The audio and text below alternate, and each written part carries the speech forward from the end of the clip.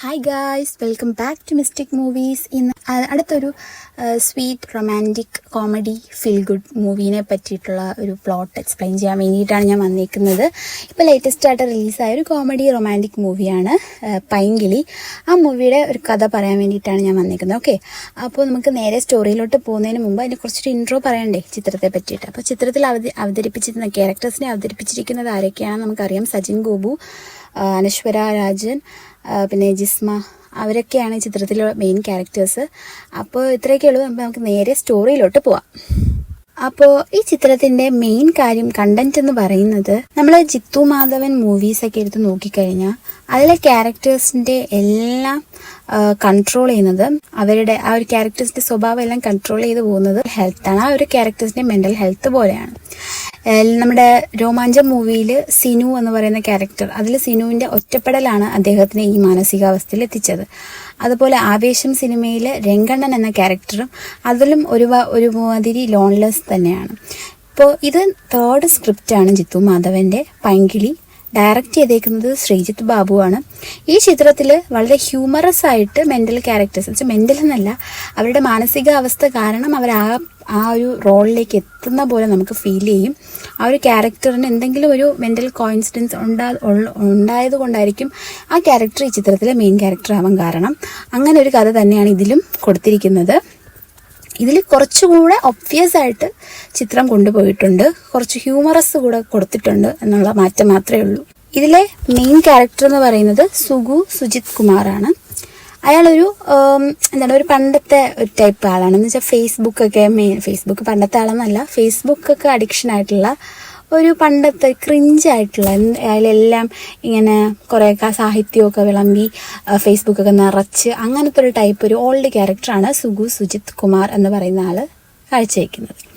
ഒരു പോയിന്റ് എത്തുമ്പം അദ്ദേഹത്തിന്റെ ലൈഫ് തന്നെ അയാൾക്ക് അയാളുടെ ജീവിതത്തിൽ അയാൾക്കൊരു മെന്റൽ ഹെൽത്തിന്റെ സർട്ടിഫിക്കറ്റ് കിട്ടുന്നു. അതൊരു തെറ്റായ സർട്ടിഫിക്കറ്റ് ആണ്. അയാൾക്കിങ്ങനെ മെന്റൽ പ്രോബ്ലംസ് ഒന്നും ഇല്ല, പക്ഷെ അയാൾക്ക് ഒരു സ്പേസിലെത്തുമ്പം അയാൾക്ക് ഈ ഒരു സർട്ടിഫിക്കറ്റ് കിട്ടുന്നു. അതേ സെയിം സമയത്ത് തന്നെ ഇപ്പോൾ ഷീബ ഇയാളുടെ ലൈഫിലോട്ട് വരുന്നു. ആ ഷീബ എന്ന് പറയുന്ന ആളുടെ ഫാമിലിയുമായിട്ട് ഒരുപാട് പ്രശ്നങ്ങൾ വരുന്നു. വെച്ചാൽ കല്യാണം എന്തായാലും നടത്തില്ല, ഈ ഒരു ഫോൾസ് സർട്ടിഫിക്കറ്റ് ഉള്ളത് കൊണ്ട് തന്നെ സുഖവുമായിട്ട് ഷീബയുടെ കല്യാണം നടത്തില്ല എന്ന് വീട്ടുകാർ പ്രശ്നം ഉണ്ടാക്കുന്നു. അങ്ങനെ ഷീബ ഒളിച്ചോടാൻ വേണ്ടി തീരുമാനിക്കുന്നു. എന്ന് വെച്ചാൽ മാരേജ് നിർത്താതിരിക്കാൻ വേണ്ടി ഒളിച്ചോടാൻ വേണ്ടി തീരുമാനിക്കുന്നു. അങ്ങനെ ഇവരുടെ രണ്ടുപേരുടെ ഇടയിലുണ്ടാവുന്ന പ്രശ്നങ്ങളും സംഭവങ്ങളും ഒക്കെയാണ് ഈ ചിത്രത്തിൽ പറയുന്നത്.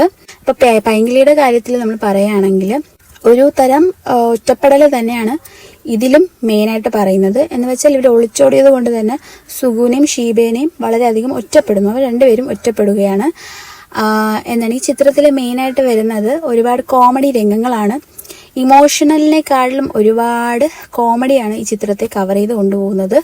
പിന്നെ സുഗുവും ഷീബയും തമ്മിലുള്ള ആ ഒരു ബന്ധം, അവരുടെ ലാസ്റ്റായിട്ട് പോകുമ്പം സുഗു തന്റെ ജീവിതത്തിൽ തന്നെ സാക്രിഫൈസ് ചെയ്യുന്നതും ഒക്കെ ഈ ചിത്രത്തിൽ വളരെയധികം ഇമോഷണൽ രംഗങ്ങളായിട്ട് മാറുന്നുണ്ട്. സജിൻ ഗോപു എന്ന ആക്ടറിന്റെ ദേഷ്യം നമ്മൾ കണ്ടിട്ടുണ്ട്. അതുപോലെ തന്നെ ഫണ്ണി വേർഷൻ നമ്മൾ കണ്ടിട്ടുണ്ട്.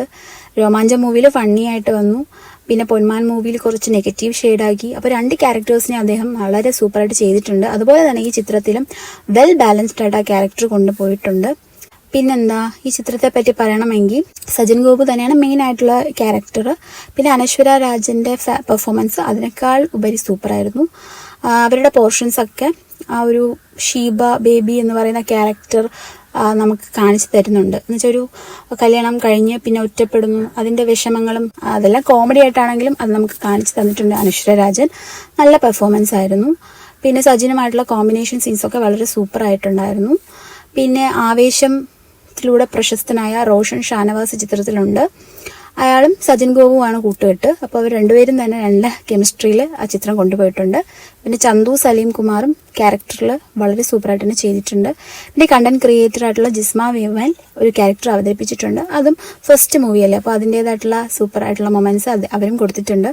പിന്നെ ലിജോ ജോസ് പെലിശ്ശേരി, അയാളുടെ ആങ്കറും ആ ഒരു ക്യാരക്ടറിലെ ആങ്കർ വേണം, അതെല്ലാം ലിജോ ജോസ് പെലിശ്ശേരിയും ആ ചിത്രത്തിന് വേണ്ടിയിട്ട് ചെയ്തിട്ടുണ്ട്. പിന്നെ അബൂ സലീം ഒരു ഫണി റോളാണ് ഈ ചിത്രത്തിൽ അവതരിപ്പിക്കുന്നത്.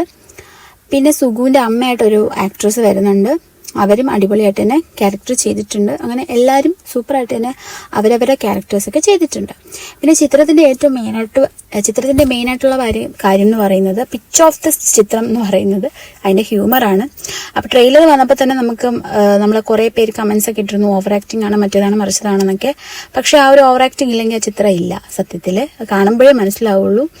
പിന്നെന്താ, സെക്കൻഡ് ഹാഫ് ആവുമ്പം അവിടെ ഓരോ സീൻസും കാണിക്കുമ്പോൾ എന്തിനാണ് ഇത്രയും വലിച്ചു നീട്ടുന്നതെന്നൊക്കെ നമുക്ക് ചിലപ്പോൾ തോന്നും. പക്ഷേ അത് ചിത്രത്തിന് ആവശ്യമായിട്ടുള്ളതാണെന്ന് പിന്നീട് ലാസ്റ്റ് ക്ലൈമാക്സ് ആകുമ്പോൾ നമുക്ക് മനസ്സിലാവും. പിന്നെന്താണ്, നല്ലൊരു ഹ്യൂമറസ് ആയിട്ടുള്ള ഒരു മൂവിയാണ്. ചിത്രത്തിലെ ഓരോ രംഗങ്ങളെയും ഞാൻ നേരത്തെ പറഞ്ഞ പോലെ തന്നെ ദേഷ്യം വന്നാലും അതിനെ കോമഡിയാക്കും. കൂടുതലും ഹ്യൂമറസ് ആയിട്ടാണ് ചിത്രം പോയിക്കൊണ്ടിരുന്നത്. അതുകൊണ്ട് തന്നെ സബ്ജക്റ്റ് വളരെയധികം കുറവാണ്, നമ്മുടെ വിഷയം കുറവാണ്. പക്ഷെ ചിത്രത്തിൽ നല്ലതിന് നീട്ടിയിട്ടുള്ള പോലെ നമുക്ക് ഫീൽ ചെയ്യും കാണുമ്പം. എന്തായാലും എനിക്ക് ഫിലിം ഇഷ്ടപ്പെട്ടു. കാരണം അങ്ങനെ സ്ഥിരം നമ്മൾ കാണുന്നൊരു പ്ലോട്ടല്ല, ഒരു വ്യത്യസ്തമായ ഒരു പ്ലോട്ടിലാണ് ചിത്രം ഇറക്കിയിരിക്കുന്നത്. കുറച്ച് റൊമാൻസ്, കുറച്ച് കോമഡി, സജിൻ ഗോപും അനശ്വര രാജനും തമ്മിലുള്ള ഒരു കെമിസ്ട്രിയൊക്കെ നന്നായിട്ട് ചെയ്തിട്ടുണ്ട് ചിത്രത്തിൽ. അതുകൊണ്ട് മോശം മൂവിയാണെന്ന് പറയാൻ പറ്റില്ല. നല്ലൊരു എന്റർടൈനിങ് മൂവിയാണ്. നമുക്ക് കാണാൻ ടൈമുള്ളവർക്ക് കണ്ട് രസിച്ച് സന്തോഷിച്ചിരിക്കാൻ പറ്റിയ മൂവി തന്നെയാണ്. അപ്പോൾ കണ്ടവർ OTT-ൽ റിലീസായിട്ടില്ല, അല്ലാതെ കണ്ടിട്ടുള്ളവർ കാണുമല്ലോ. അപ്പോൾ നിങ്ങളുടെ അഭിപ്രായങ്ങളും സെയിം ആണോ എന്ന് കമൻറ്റ് ചെയ്യണം കേട്ടോ. ഇനി എൻ്റെ മാത്രം അഭിപ്രായമാണെന്ന് അറിയില്ലല്ലോ. അപ്പോൾ എനിക്കെന്തായാലും പേഴ്സണലി എനിക്ക് ഇഷ്ടപ്പെട്ടു. കാരണം 1 ടൈം ഒക്കെ കാണാം, കോമഡി മൂവിയല്ലേ, നല്ല കാണാൻ പറ്റിയിട്ടുള്ള മൂവിയാണ്, നാച്ചുറൽ മൂവിയാണ്. അപ്പോൾ ഇത്രയൊക്കെ ഉള്ളൂ. നിങ്ങളുടെ അഭിപ്രായങ്ങളും കൂടെ കമൻറ്റ് ചെയ്യണം കേട്ടോ. കണ്ടവർ കമൻറ്റ് ചെയ്യുക, കാണാത്തവരൊന്ന് കണ്ടു നോക്കൂ. നിങ്ങൾക്ക് ഇഷ്ടപ്പെടുവാണെങ്കിൽ നിങ്ങളും കമൻറ്റ് ചെയ്യണം, ഇഷ്ടപ്പെടുവാണെങ്കിൽ ഇഷ്ടപ്പെട്ടില്ലെങ്കിലും നിങ്ങളുടെ റിവ്യൂ നിങ്ങൾ കമൻറ്റ് ചെയ്യണം കേട്ടോ. അപ്പോൾ ഇന്നത്തെ വീഡിയോ ഇത്രയേ ഉള്ളൂ. വീഡിയോ ഇഷ്ടമായാൽ ലൈക്ക് ചെയ്യാനും സബ്സ്ക്രൈബ് ചെയ്യാനും ഷെയർ ചെയ്യാനും മറക്കണ്ട. സബ്സ്ക്രൈബേഴ്സൊക്കെ വളരെ കുറവാണ്, കാണുന്നവരൊന്നും സബ്സ്ക്രൈബ് ചെയ്യുന്നില്ല. അപ്പോൾ സപ്പോർട്ട് ചെയ്താൽ മാത്രമേ എനിക്ക് കൂടുതൽ വീഡിയോസ് ഇടാൻ പറ്റുള്ളൂ. നിങ്ങളുടെ സപ്പോർട്ടാണ് എൻ്റെ ഒരു ധൈര്യം എന്ന് പറയുന്നത്. നിങ്ങളുടെ സപ്പോർട്ട് കൂടുന്തോറും വീഡിയോസിൻ്റെ എണ്ണവും കൂടും. അപ്പോൾ എല്ലാവരും സബ്സ്ക്രൈബ് ചെയ്ത് സപ്പോർട്ട് ചെയ്യണം. അപ്പോൾ നെക്സ്റ്റ് വീഡിയോയിൽ കാണാം കേട്ടോ. അപ്പോൾ നെക്സ്റ്റ് വീഡിയോയിൽ വേറൊരു മൂവിയുടെ റിവ്യൂവും പ്ലോട്ടുമായിട്ടൊക്കെ ഞാൻ വരാം. നിങ്ങൾക്ക് ഏതെങ്കിലും മൂവി സജസ്റ്റ് ചെയ്യണം എന്നുണ്ടെങ്കിൽ, നിങ്ങൾക്ക് കാണാൻ താല്പര്യമില്ല പക്ഷെ നിങ്ങൾക്ക് അതിൻ്റെ സ്റ്റോറി അറിയണമെന്നുണ്ടെങ്കിൽ ജസ്റ്റ് ഒന്ന് കമൻറ്റ് ചെയ്താൽ മതി, ഞാൻ സ്റ്റോറി ഇടാം കേട്ടോ. അപ്പോൾ ഇത്രയേ ഉള്ളൂ ഇന്നത്തെ വീഡിയോ. നെക്സ്റ്റ് വീഡിയോ കാണാം. Bye guys.